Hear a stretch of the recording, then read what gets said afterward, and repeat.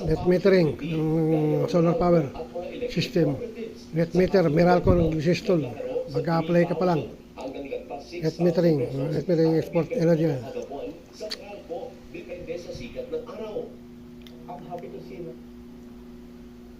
Anak, wala. Marami na rin pala nagsosolar. So, sabi ko, people are now realizing the benefit of having solar.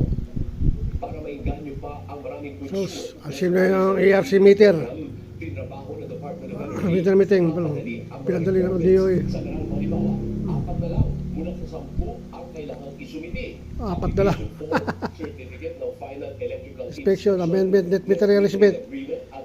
Plus, SOS. 500 pesos para sa Energy Regulatory Commission. May deadline din ang LGU para aksyonan ang mga aplikasyon.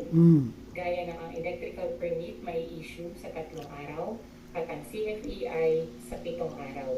Kung walang aksyon ang mga LGU sa loob ng ilang araw, itinuturing na approve ang mga applications na ito. Dahil madali na ang requirements at unti-unting Requirements, pagkasali net meter program, pinadali ng DOE, Department of Energy. Ayan na.